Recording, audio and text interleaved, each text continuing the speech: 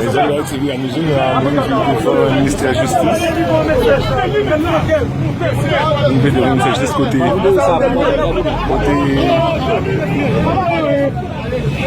qui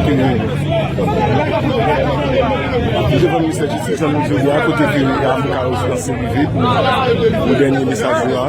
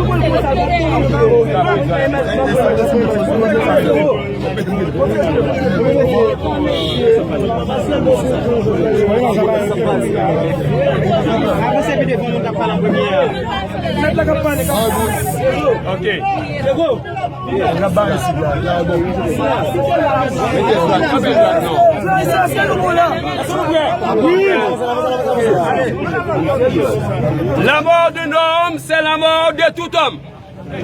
Le conseil de Jasma, jamais sans mon avocat, et celui de la VED, voire des avocats intégrés pour la défense des droits humains, tient à saluer les membres de la presse parlée, écrite et télévisée, et à tous ceux et toutes celles qui ont pris part à cet événement, qui ont pour objectif de dénoncer, de protester énergiquement contre le climat de l'insécurité qui ronge le pays en général et dans la zone métropolitaine en particulier. Caractérisé par des cas d'enlèvement et de séquestration contre rançon, de viols, d'assassinats et j'en passe. En effet, nous avons en mémoire l'enlèvement spectaculaire de notre éminent professeur et avocat, en l'occurrence Maître Patrice Dorenancourt, à la rue Camo, qui par la suite allait rendre l'âme après avoir reçu une balle lors de son enlèvement. Aussi paradoxal que cela puisse paraître, deux avocats ont été lâchement assassinés à l'intérieur même de leur domicile. Qui l'aurait imaginé? Il s'agit bien de Maître Montpellier Doval, bâtonnier de l'ordre des avocats de Port-au-Prince, et de Patrick Lolo, respectivement à Bellerin et en Plaine.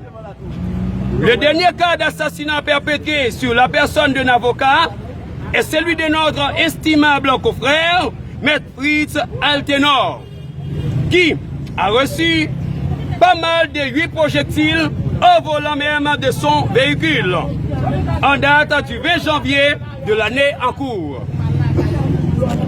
Ce crime odieux soulève la conscience de tous les avocats faisant partie des 18 juridictions de la République. Rien d'autre n'est à la base de cette situation lamentable que nous dénonçons, ou encore dénoncée par plus d'un, qui est l'insécurité sévit dans le pays, ou encore conséquemment la libre circulation, empêchant ainsi l'exercice de la profession d'avocat. C'est-à-dire, cela devient de plus en plus difficile et tout ceci se passe en violation totale de la Constitution de 1987 et notamment l'article 19 qui fait l'obligation à l'État de garantir le droit à la vie, à la santé et à l'éducation, au logement et à la sûreté de sa personne, et j'en passe.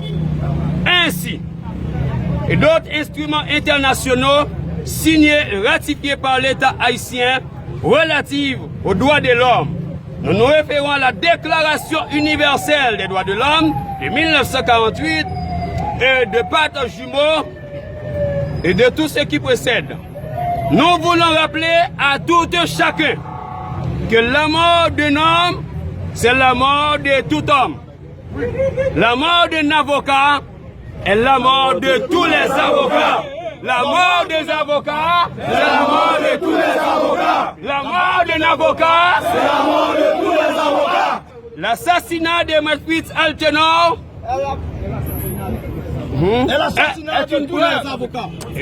est une preuve avérée que la profession d'avocat est de plus en plus menacée. Sans être trop, sans être assez, un cas de plus, un cas de trop. Encore, un cas de plus, un cas de trop. Encore, un cas de plus, un cas de trop.